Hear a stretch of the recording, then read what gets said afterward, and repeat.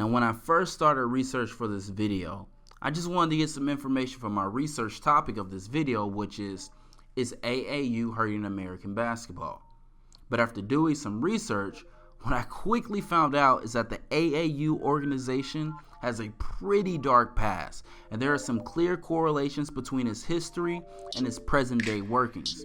So like the WNBA videos, we're going to tackle this question and break the answer down into 2 videos. So make sure that you like this video, subscribe to the channel, and turn on post notifications so that you get notified when the next video comes out in about a week from now.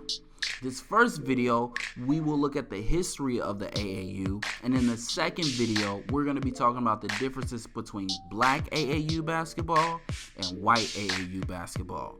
And if you're wondering why I'm separating AAU basketball down by race instead of class or gender or any other metric, this video is going to answer that question. So let's start from the beginning. The Amateur Athletic Union was founded January 21st, 1888 by a man named James Edward Sullivan with the goal of creating a common standard in amateur sports. Since its beginning, no other sports organization is responsible for creating more amateur national and international champions than the AAU. Their impact can be seen across a wide variety of sports, not just basketball. So let's talk about its founder, James Sullivan, and his impact on American sports. James started his career as a writer and started a sports paper called The Athletic News in 1880.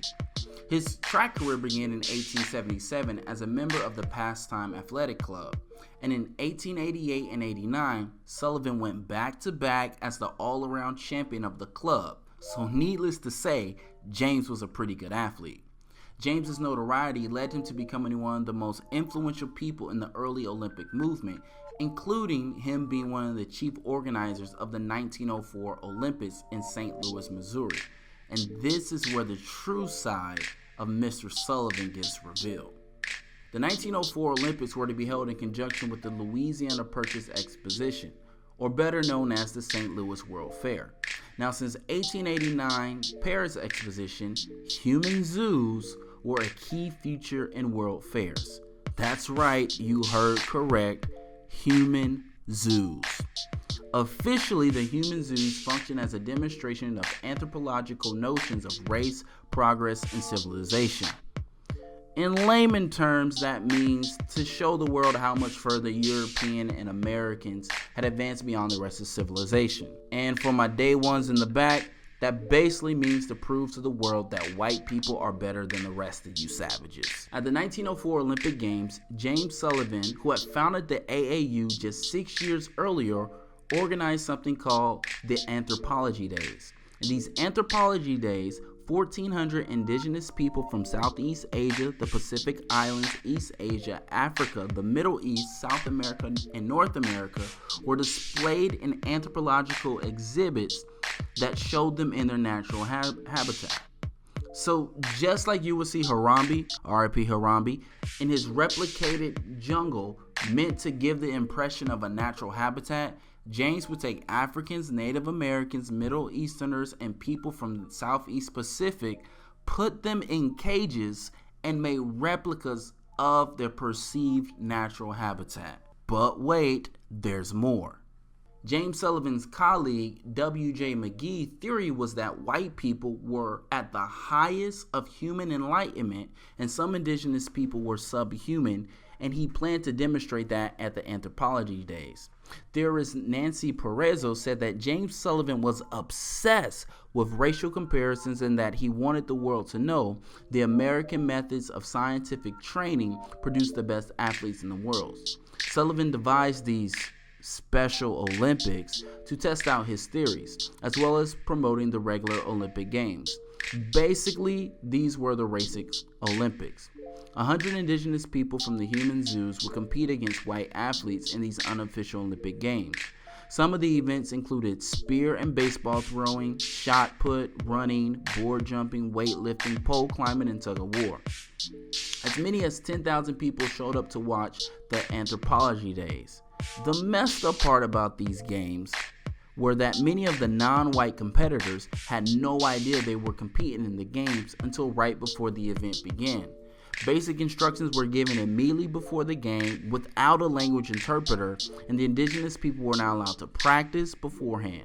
So basically, he took non-white people who didn't speak English or understand Western culture, put them in cages, then told them the rules in a language they couldn't understand, didn't allow them to stretch, warm up, or practice, and had them compete against white competitors who had been training their whole life in these events. Of course, the white athletes who had trained won nearly all the events and oftentimes non-competitive matches. Most of the participants wanted to compete again after they understood the rules, but were not allowed to because it violated research design and invalidated racial comparisons. Whenever competitions did not go Sullivan's way, such as when the Fort Shaw Indian girls team won the basketball tournament, or when every Native American beat the American pole climber record holder by 10 seconds, he simply ignored them. Basically, James Sullivan set out to do what he wanted to do, which was prove the white racial superiority. After this shady victory for Sullivan at his racist Olympics, the AAU would effectively oversee representing the United States in every international competition matters. James later got injured on a train wreck and died 3 years later after an operation on his intestines.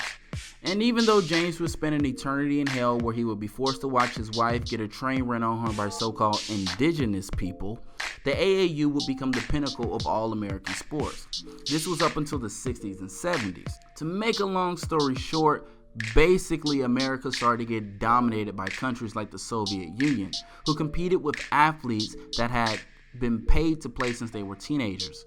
Combine that with the fact that the AAU would still not allow women to compete in certain events, this gave birth to amateurism. What is amateurism, you ask? It's basically when an amateur athlete is getting paid like a professional athlete to train and compete all year round. Now, while this may be the norm in European countries at the time, this was looked down upon here in America. So with Americans being dominated in the Olympics, including losing in basketball to the Soviet Union in the middle of the Cold War, and other shenanigans such as in 1972, a swimmer lost his gold medal because a doctor failed to mention the swimmer had a banned substance on his drug list, or when 2 sprinters failed to qualify because their coach gave them the wrong time, people had just about enough of the AAU. So in 1978, President Jimmy Carter signed the Amateur Sports Act. This act established the United States Olympic Committee due to America just coming up short in the Olympics. And soon thereafter, the committee would then allow professional athletes to compete in the Olympics for the United States. Due to all of this, plus the rise of popularity among professional sports in America, membership in the AAU was on a sharp decline in the 70s, and they needed to do something fast if they were going to stay relevant. Hence, the AAU decided to focus almost solely on youth sports. And which youth sport did they throw most of their time into? That's right, you guessed it, youth basketball. Throughout the 80s, membership of the AAU started to rise again, mainly because of basketball. Even today, nearly 50% of all membership of the AAU are for basketball. And now enter our good friends over at Nike. The first so-called AAU deal was in 1976 and didn't involve the AAU at all. It was actually between a guy named Sonny Vaccaro and Nike. For more information on him, I suggest checking out the ESPN 30 for 30 Soul Man. But just so you have an idea of who this guy is, he was the one who signed Michael Jordan, Kobe Bryant, and Tracy McGrady, and he would have signed LeBron to Adidas had they not undercut his proposed offer to LeBron. At that time, Sonny was a middle school teacher and was one of the only people holding basketball tournaments featuring some of the most elite players in his city. Now, at that time, Nike really wasn't in the basketball market that much, as it was pretty much dominated by Converse. Sonny's proposal was simple. If you want to get into the basketball market, pay the college coaches, give me some shoes, and I'll pass them out for the kids to wear in their games. So Sonny went around the country signing up coaches and giving out shoes. For every coach he signed up for Nike, he got money wired to his account. And in the span of about 12 months, Nike pretty much owned college basketball. It should be noted that from this point on, the modern AAU doesn't just refer to tournaments held by the AAU company, but it also refers to summer basketball, where big shoe companies like Nike and Adidas can host camps for the most elite basketball players to display their talents to college coaches. So with the AAU dominating youth basketball in the 80s and Nike dominating college basketball at the same time, it was the perfect time for these two companies to unofficially but officially work together to create what would become a huge black market to do one thing: sell shoes. Now from this point on, I want to focus on 3 dates: October 26, 1984, 1996, and June 19, 1997, because these are arguably the most important dates that made the modern AAU circuit what it is today. October 26, 1984, the day Michael Jordan signed his shoe deal with Nike. For the rest of the 80s, the only thing that mattered to Nike was putting Michael Jordan shoes on the feet of as many people as possible. And while there were already camps and tournaments happening around the country, this is where Nike really ramped up their marketing and sponsorship of non-high school regulated teams. Up to this point, Nike pretty much just wanted to make sure that they signed as many college teams to Nike as possible. So the most important people in the recruiting process was probably the high school coach and a close family member. But all that changed with the release of the Air Jordans. Now club coaches were popping up all over the place trying to put the best teams together to go to these Nike sponsored tournaments to display their kids' talents. Nike would pay these coaches and hook the teams up with gear with the goal of trying to steer the athletes to Nike sponsored school. Essentially, the college teams were seen as advertisement for their shoes, and these tournaments were seen as promotion for their brand. I should also make note that in 1996, the AAU was awarded 501c3 status as a nonprofit organization, but more on that in a second. 1996. It had been more than 10 years since Michael Jordan hit the scene, and every coach, both college and AAU, was looking for that next big guy. And leave it to our good friend Sonny to find him. His name? Kobe Bryant. Now we all know how amazing Kobe is and the career that he would have, but it was what happened to him before he even stepped foot on an NBA court that changed AAU basketball. Which is ironic because Kobe has been very outspoken as to how AAU is ruining American basketball.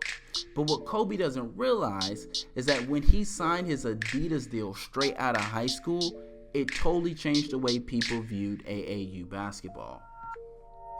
Kobe was the first player out of high school to sign a major shoe deal, and he signed it before he was even drafted. Now Nike, Adidas, the NCAA, and other major shoe companies were getting more aggressive and looking for the next kid at even younger ages. This is where we start to see rankings of the top 8th graders in the country. This is also what leads to coaches starting to pursue AAU coaching as a full-time gig. But once again, no one could beat our man Sonny to the punch. June 19, 1997. It didn't take long to find the next prodigy, and his name was Tracy McGrady. Now we know T-Mac wasn't as good as Michael, and he wouldn't be the first kid out of high school to sign a shoe deal since that was Kobe. But what makes T-Mac so special was the details of his contract. First off, T-Mac's first shoe contract was for $12 million, more than double that of Kobe. And in the contract was a provision that said his high school coach got $150,000 for 6 years for finding Tracy. That's $900,000 just for coaching Tracy McGrady for a couple years. Now imagine being an AAU coach and hearing that the guy who T-Mac trusted and trained him received nearly $1 million just for helping him get to the NBA. You think you would be willing to do whatever it took, even if it meant walking the line between moral and immoral, to get the best guys on your team? Needless to say, the AAU basketball circuit has become a multi-billion-dollar industry. Not only is it not illegal for AAU coaches to get paid by shoe companies, but because AAU is a non-profit 501c3, all the money received is seen as a charitable donation, i.e., a tax write-off. Now, I've said a lot about AAU basketball, but what I haven't talked about is what the coaches actually teach the kids about basketball. And you know why? Because AAU is about selling shoes. Point blank, period. Whether you like it or not, the main priorities of these camps are to get paid. Sure, they'll fly in the NBA to do drills, and an all-star will hold their skills camp. But let's be honest here. For the basketball players themselves, this is about getting seen. For the NCAA, this is about finding the next prospect so you can land another big advertising contract or get another big donation from an alumni. And for the shoe companies, this is about selling shoes. Basketball has made Nike one of the most popular brands in the world, and as a shoe company, they're going to sell shoes by any means necessary. Because of the way the NCAA defines amateurism, the players can't be paid, which to me is ridiculous. Look, basketball and football are the only two skills in America that you have to let someone else make money off your name before you can. If these kids played tennis or golf or played the violin, they can make as much money as possible and no one will bat an eye. But let a kid get a new iPhone from an agent and now his whole future is shot down the drain. Meanwhile, the shoe company has made money because these kids are walking advertisements for the company, encouraging other kids at their schools to go purchase the gear. The AAU has made money by charging anywhere from $200 to $2,000 per player to compete at these camps, and many of the coaches have made money through backdoor deals and handshakes under the table. Now, many people argue that these kids are getting a shot at an education that they wouldn't have otherwise got had it not been for AAU. And for that, I got two responses. First off, this isn't 1970. College degrees are depreciating in value more and more every year due to saturation of degrees in the marketplace, limited jobs in the market, and the digital age of information where people can learn more relevant income-producing information every day from watching YouTube videos than they can from traditional school. Now, I'm not saying there's no value in a degree. I got one myself, and for a lot of people, it's a good option. But this isn't our parents' generation where having a degree guarantees you a job out of college. And also, let's keep it a buck. When we say these kids are getting a shot at college that they otherwise wouldn't have got, we're talking about the black kids. I have yet to see someone talk about a white kid is getting a chance at college that he wouldn't have otherwise had. No, we're talking about the black kids. Just like the AAU founder James Sullivan said that white people were the superior race, people who say kids wouldn't be able to go to college without the AAU circuit are basically saying black kids are too stupid to get in college based on merits and intelligence and academics. Is it that they're too stupid, or have they been conditioned in an environment enabled by their parents, teacher, coaches, shoe companies, the NCAA, and the AAU to believe that basketball is the only way of making it? And this is why, in part 2 of this video, I'll be going into the differences between white AAU basketball and black AAU basketball, because at their core, they are radically different. How they're operated, how the players are taught, and how involved the shoe companies are in them. Now, don't get me wrong, there's corruptions on both sides of the fence, and there are many great coaches everywhere in all parts of AAU. But there are some drastic fundamental differences between the two. So I'm going to reserve my answer to the question of is AAU hurting American basketball until after the second video. But what are your thoughts? What do you think about the history of the AAU and what it's become today? Let me know what you think down in the comments section. Remember, like this video if you like it, subscribe if you're new, and I'll see you in part 2. Peace.